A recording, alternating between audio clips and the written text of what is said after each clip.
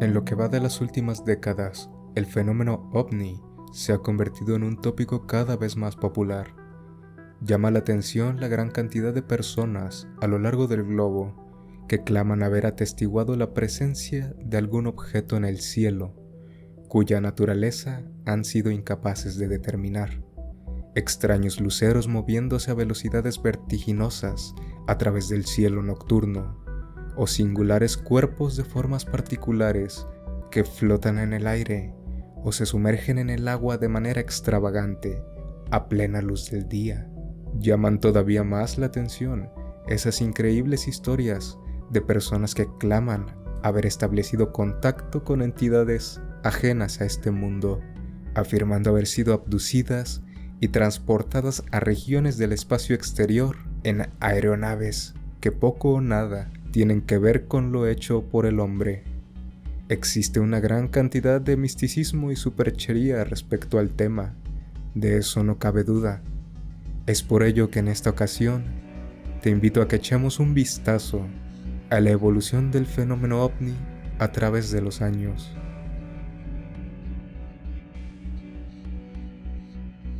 Primero que nada, el significado del acrónimo OVNI es objeto volador no identificado.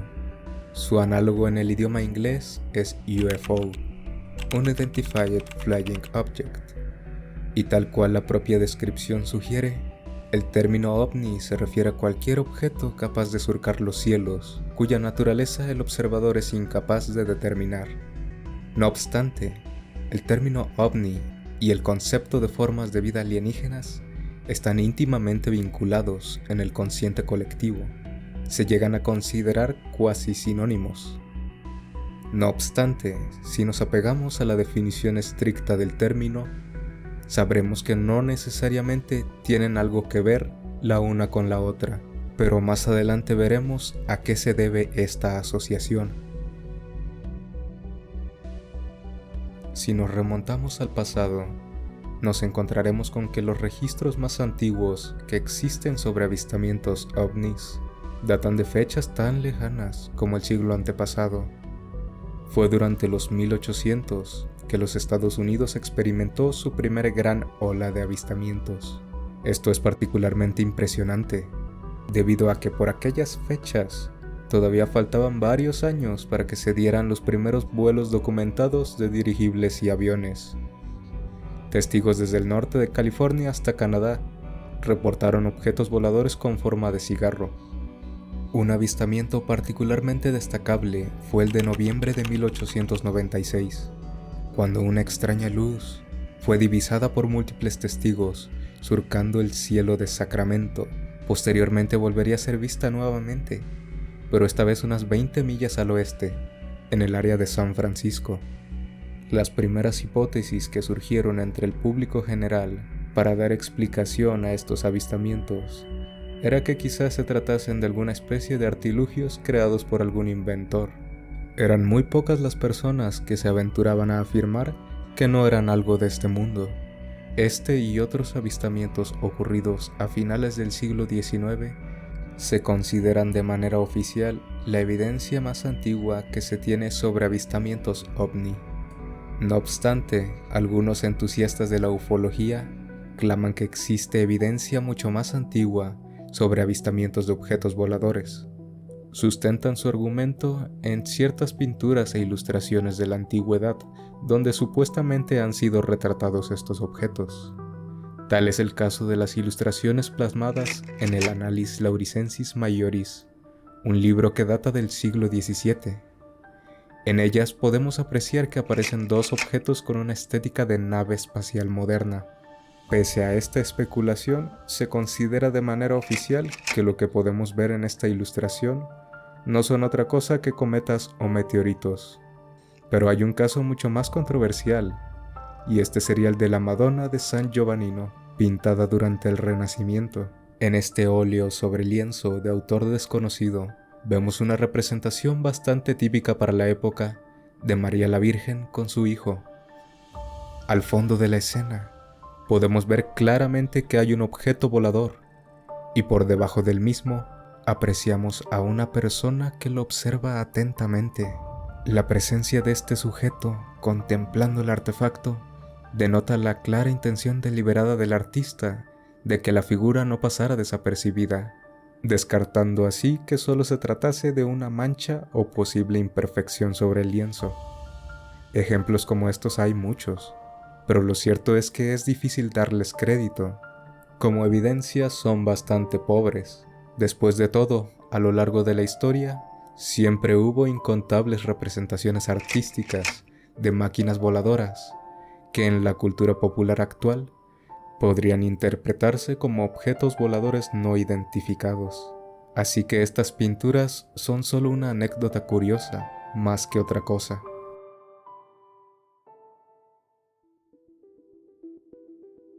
Retomando el hilo de los casos registrados a finales del siglo XIX, nos encontrábamos con una opinión popular más bien orientada a explicaciones terrenales, pero a medida que la tecnología cambió, también lo hicieron las explicaciones sobre el plausible origen de estos misteriosos artilugios.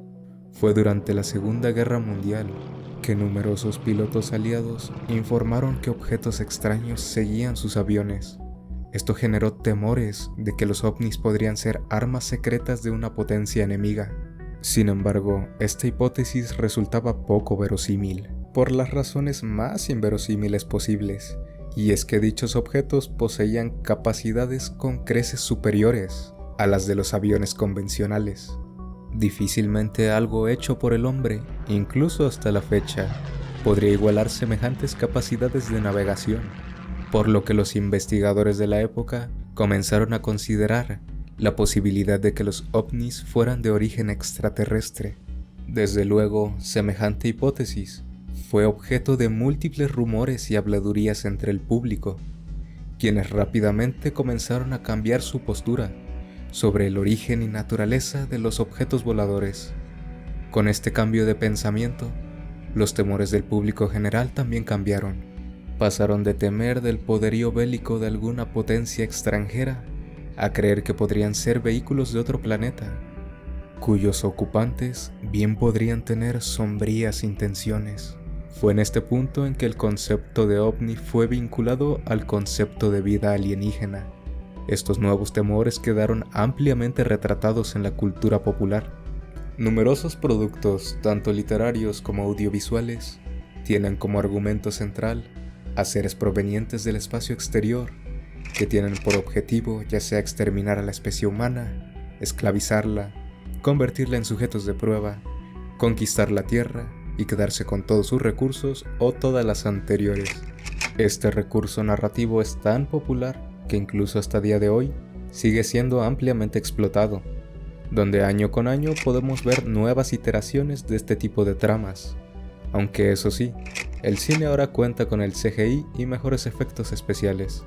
Pero cómo olvidar aquella emblemática película de 1953, La Guerra de los Mundos, basada en la novela de Herbert Wells, o aquella mítica transmisión de radio que engañó a una nación completa, donde de la voz de Orson Welles fue narrada una adaptación de la misma novela, en directo, en el programa de radio de Mercury Theatre on the Air, causando el pánico de la audiencia, que se llegó a pensar que la transmisión era un informe en tiempo real de un acontecimiento verídico. Ladies and gentlemen, we interrupt our program of dance music to bring you a special bulletin from the Intercontinental Radio News. At 20 minutes before 8 Central Time, Professor Farrell of the Mount Jennings Observatory, Chicago, Illinois, reports observing several explosions of incandescent gas occurring at regular intervals on the planet Mars. The spectroscope indicates the gas to be hydrogen and moving toward the Earth with enormous velocity. Professor Pearson of the observatory at Princeton confirms Farrell's observation and describes the phenomenon as, quote, like a jet of blue flame shot from a gun, unquote.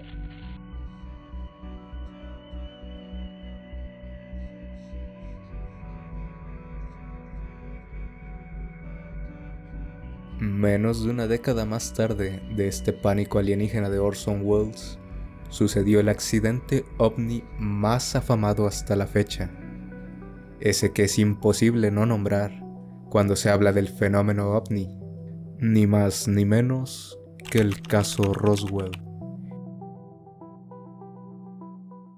Y es que la madrugada del 2 de julio de 1947, en un solitario rancho de Roswell, en Nuevo México, se estrelló un objeto desconocido. Fue el granjero Mac Brazel, dueño del susodicho rancho, quien descubrió los extraños restos dispersos por toda su propiedad. El amplio interés por lo sucedido no se hizo esperar. La noticia se difundió rápidamente, llegando a los oídos del ejército de Estados Unidos, quienes se apersonaron en el área del siniestro para analizar lo sucedido. En los periódicos del 8 de julio se dio el siguiente titular: Las fuerzas aéreas capturan un platillo volador en un rancho de la región de Roswell. Pese al sensacionalismo tan propio de los medios de comunicación, la explicación oficial dada por el ejército es que simplemente se trataba de un globo meteorológico convencional. Con el paso del tiempo, el interés por el caso terminó por desvanecerse.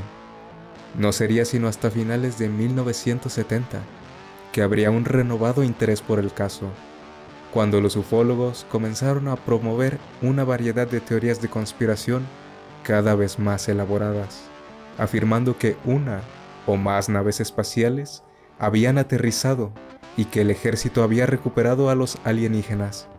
No obstante, los escépticos alegan que dicha hipótesis es cuanto menos inverosímil y que se apoya en pruebas insuficientes, poco fiables, otras que supuestamente fueron destruidas y que en general presenta demasiadas incoherencias.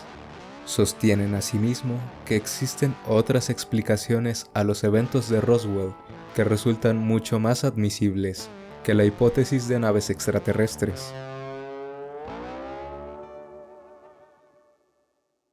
Con los crecientes rumores de visitantes de otros mundos generando cada vez mayor expectación entre la población, era solo cuestión de tiempo para que aparecieran los primeros relatos de personas clamando haber establecido contacto. Pese a todo el pánico alienígena que existía, curiosamente los primeros relatos de contacto afirmaban que de hecho eran seres amistosos. Es aquí donde entra en escena George Adamski, un inmigrante polaco nacido en 1891 y residente de los Estados Unidos, quien contaría de su viva voz y en su libro Los platillos voladores han aterrizado, su impactante historia real de una serie de contactos filosóficos con hombres de Venus, Marte y Júpiter. Adamski fue el primero de lo que luego serían muchos contactados, una etiqueta dada a personas que afirmaban haber tenido encuentros amistosos y prolongados con seres extraterrestres. Adamski era un hombre cuanto menos excéntrico. Se percibía a sí mismo como una especie de sabio o maestro. En 1926 comenzó a enseñar, en palabras textuales, la filosofía de un misterioso grupo de sabios cósmicos llamado la Orden Real del Tíbet. Para 1940 se había establecido en Valley Center, cerca del Monte Palomar. Adamski reportó numerosos avistamientos ovnis a lo largo de los años, siendo el primero de ellos en octubre del 46, cuando durante una lluvia de meteoritos, Adamski divisó un objeto que describió que poseía una forma similar a la de un gran dirigible. Posterior a este suceso, Adamski se aventuraría solo o acompañado en numerosas y frecuentes incursiones al desierto más próximo a su localidad, con la esperanza de poder ver aterrizar algún platillo volador. Y sus esfuerzos rendirían fruto, pues fue en una de estas incursiones, en concreto la llevada a cabo el 20 de noviembre del 52, cuando establecería contacto con un ser que no era de este mundo. Adamski y su grupo de amigos habían pasado la tarde escrutando el cielo, cuando súbitamente una gigantesca nave plateada con forma de cigarro llamó la atención del grupo completo. Esta se alejó rápidamente. A los 5 minutos aparecería una segunda nave más pequeña, esta vez con forma de platillo, la cual aterrizó a 1,5 millas de distancia de donde se encontraba el grupo. Adamski se separó de los demás, con la esperanza de poder ver la nave más de cerca. Fue en este trayecto cuando divisó a un extraño hombre, parado a la orilla de un barranco, a 1/4 de milla de distancia aproximadamente. Adamski continuó su marcha, y cuando lo vio más de cerca, se dio cuenta de que aquel ser no era de este mundo. De 1,70 m, piel lustrosa, cabeza redondeada con una frente muy alta y grandes ojos almendrados, color gris verdoso, vestido con un traje de una sola pieza, similar al de los paracaidistas. Este ser no podía hablar inglés, por lo que él y Adamski se comunicaron mediante señas y telepatía. En resumen, el extraterrestre declaró que era parte de una procesión amistosa proveniente de Venus, que había venido a la Tierra preocupados por nuestras recientes pruebas nucleares. Advirtió que la Tierra estaba en peligro de destruirse a sí misma y a los planetas circundantes. Pronto el ser le indicó que tenía que marcharse y regresó a su nave, la cual se alejó a toda velocidad.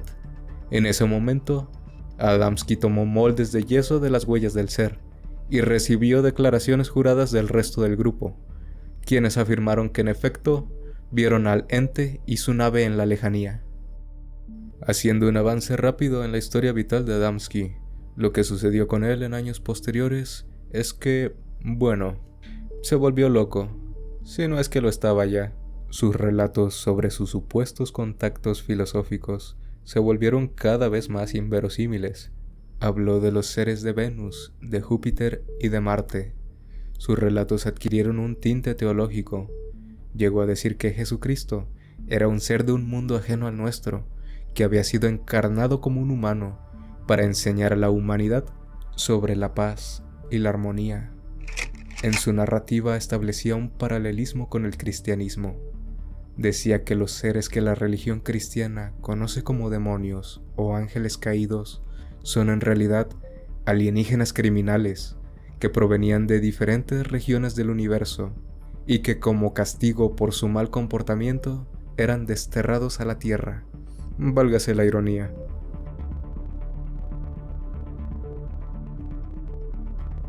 Si estás buscando una posible explicación de carácter no psiquiátrico ante la semejante narrativa expuesta por Adamski, quizás encontrarías la respuesta en la gran cantidad de copias que vendían sus libros publicados y su consecuente beneficio económico.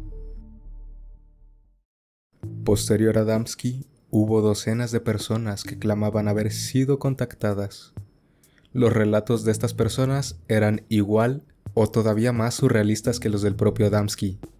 Sus relatos mantenían este hilo narrativo espiritualista y teosófico, con descripciones cuasi bíblicas, siendo cada contactado protagonista de su propia historia.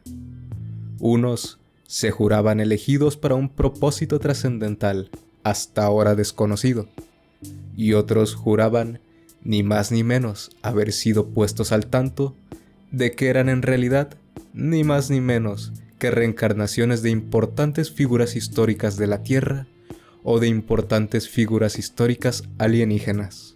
Toda esta corriente pseudo-espiritualista mezclada con ciencia ficción se mantuvo a lo largo de los años 50, pero para la década siguiente el paradigma cambió y trajo consigo una nueva corriente. De los relatos de contactados de carácter amistoso, ahora pasó a hablarse de aquellos que habían tenido encuentros menos amistosos y que habían sido llevados en contra de su voluntad, los así famosamente llamados abducidos. El primer testimonio de una abducción alienígena apareció en el año de 1961 y provino de la boca de Betty y Barney Hill, una pareja de New Hampshire, cuya historia es la siguiente. Los Hill regresaban a casa después de unas vacaciones en Canadá. En algún punto durante su trayecto, Betty se dio cuenta de una estrella blanca en el cielo que aparentaba estar siguiendo su automóvil en específico. Después de un rato de esta persecución, la pareja comenzó a ponerse más y más nerviosa, hasta el punto de realmente tener miedo. Barney resolvió aparcar el auto y bajarse a observar con detenimiento qué era aquello que los seguía. Apoyado de unos binoculares que convenientemente traía consigo, consiguió vislumbrar un objeto con múltiples luces parpadeantes, provisto de varias ventanas, a través de las cuales se dibujaban extrañas figuras humanoides. Aquella nave había comenzado a descender y recortaba distancia rápidamente, por lo que Barney entró en pánico y ni corto ni perezoso subió a su auto y lo puso en marcha. Y después, nada. Lo siguiente que los Hill supieron de sí mismos es que se encontraban en la misma carretera, solo que en un punto más adelante. Aparentemente ambos sufrieron un lapsus en su memoria. Cuando arribaron a su destino, se dieron cuenta de que el trayecto había tomado un par de horas más de lo acostumbrado. Esto significaba que hubo un lapsus de tiempo perdido de al menos un par de horas, donde los Hill no supieron qué sucedió con ellos. En días posteriores, Betty Hill comenzó a tener extrañas pesadillas, donde se apreciaban ominosas figuras humanoides, con extraños rostros, que la sometían a alguna clase de examinación médica. Consternada por tan extrañas visiones oníricas, Betty resolvió acudir a ayuda psiquiátrica de la mano del doctor Benjamin Simon, cuyo propósito primero era desentrañar el origen de las pesadillas, especulando el simple estrés como causa probable. Para dicho propósito recurrió a la hipnosis, proceso al cual Barney Hill también fue sometido en simultáneo con Betty. Las exclamaciones que ambos realizaron bajo hipnosis fueron de lo más increíbles. Barney recordó los sucesos ocurridos durante el lapsus de tiempo perdido. Declaró: "La nave aterrizó. Varias criaturas salieron de dentro y nos escoltaron hasta el interior de la nave. Una vez dentro, los seres nos sometieron a una serie de extraños exámenes. Tomaron muestras de piel, de uñas y de cabello. Tenían una gran variedad de raros instrumentos para diferentes propósitos. Nuevamente la descripción que Barney dio sobre el aspecto físico de estos seres era la de los ya tan conocidos grises. Grandes ojos negros almendrados, piel grisácea casi metalizada, etc. El doctor Simon desde luego adoptó una postura escéptica ante lo declarado. No obstante, y pese a sus reservas, no tuvo inconveniente en colaborar con los Hill y el periodista John Fuller en la posterior elaboración del libro El viaje interrumpido, 2 horas perdidas a bordo de un platillo volador, donde los Hill relataban su experiencia. Dicho libro acabaría convirtiéndose en un best-seller. Así como sucedió con Adamski, posterior a la difusión masiva del caso de los Hill, aparecieron numerosas personas afirmando que ellos también habían sido víctimas de abducción alienígena. La experiencia vivida por los Hill sentó un precedente que se volvió arquetípico en las historias sobre abducción alienígena. Cada uno de estos casos eventuales tomaban el caso de los Hill como modelo, como si los seres de otros mundos tuvieran una especie de modus operandi o protocolo bajo el cual llevan a cabo estos procedimientos. La característica más importante de las abducciones era la amnesia inicial con respecto a lo sucedido. Los ufólogos y entusiastas teorizan y argumentan que la pérdida de memoria es el resultado de ciertas intervenciones hechas por los alienígenas, con el fin específico de borrar la memoria del paciente, o que es una especie de mecanismo de la mente humana para protegerse ante el trauma extremo.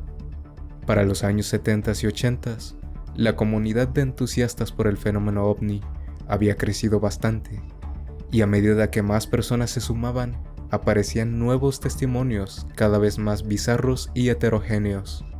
Las descripciones que se hacían en esta época sobre el aspecto de estos supuestos seres iban desde las más extravagantes hasta las completamente absurdas y ridículas. Cada característica posible era atestiguada, sin importar si fuese contradictoria con lo precedente, desde seres insectoides, humanoides, reptiloides, con vello, carentes de él, provistos de alas, de un solo ojo, sin ojos algunos, o multiplicidad de ellos. Tú nómbralo. Las descripciones eran tan variadas como la propia imaginación del hombre lo permitía, cosa que para los escépticos era una evidencia más que clara de que todo se trataba de bulos y sensacionalismo puro, creado por personas que solo trataban de llamar la atención. Y bueno, su modo de pensar estaba más que justificado. La comunidad en respuesta decidió que para mantener cierta credibilidad era necesario homologar sus descripciones, y llegaron a un consenso del tipo de criaturas que sí que eran verdaderamente plausibles. Las relacionadas con el esoterismo bíblico quedaron descartadas, siendo que ciertos grupos habían desarrollado características cultistas, y las descripciones dadas por válidas fueron las de los grises y los seres reptil.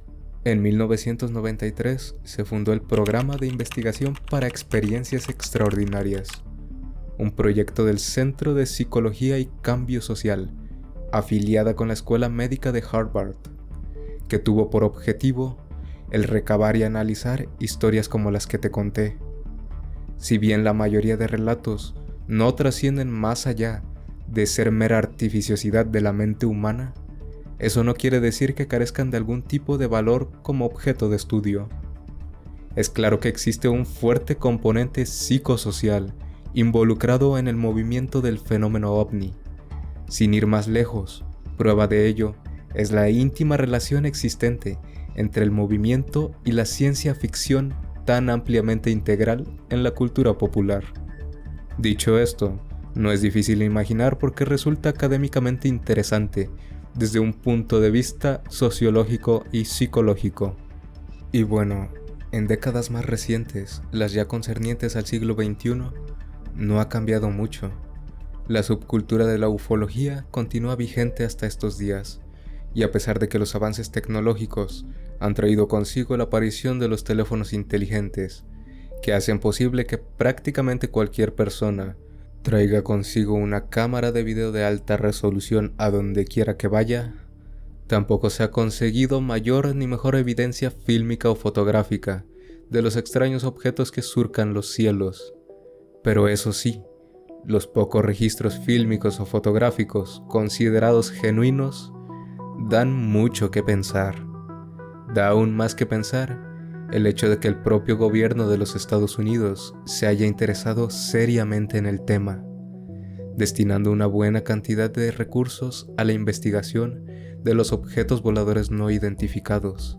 Han llegado a admitir, o por lo menos insinuar abiertamente, que tienen en su poder evidencia contundente sobre el fenómeno ovni. Pruebas mucho más impresionantes que cualquier cosa que haya sido grabada o que haya llegado a los ojos u oídos del público general. Es bien sabido que los gobiernos tienden a ser bastante recelosos y reservados con según qué tipo de información. No obstante, hace relativamente poco, en junio de 2021, la Agencia Central de Inteligencia de los Estados Unidos desclasificó cientos de documentos concernientes a sucesos e incidentes con objetos voladores, así como al estudio de los mismos. Lo poco que se puede sacar en claro de dichos documentos es que la naturaleza de estos objetos es no concluyente, pero se admite abiertamente que existen.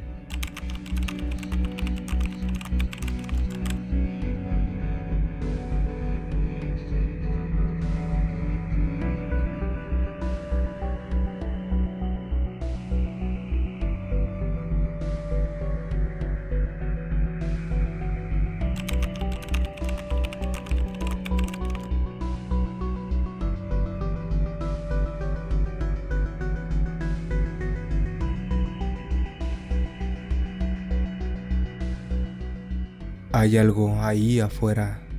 Nosotros todavía no sabemos qué es o de dónde viene, pero es probable y no me sorprendería que ciertos gobiernos del mundo guardaran en receloso secreto información crucial al respecto. Quién sabe cuánto tiempo pase hasta que sepamos la verdad. Y como reflexión final, me gustaría decir que muy aparte de todo lo concerniente a la esfera de la humanidad, más allá de las elucubraciones, imaginaciones, idearios y culturas de los hombres, hay un vasto abismo de insondable vacío. Y quién sabe qué es lo que puede morar ahí, algo completamente ajeno a lo que somos nosotros en todo sentido, seres que escapen por completo a nuestra comprensión, aunque por supuesto, también cabe la posibilidad de que no haya nada y estemos completamente solos en el universo, aunque bueno, quizá eso sea infinitamente más aterrador. Yo soy Valgen y te veré en las sombras. Gracias por ver.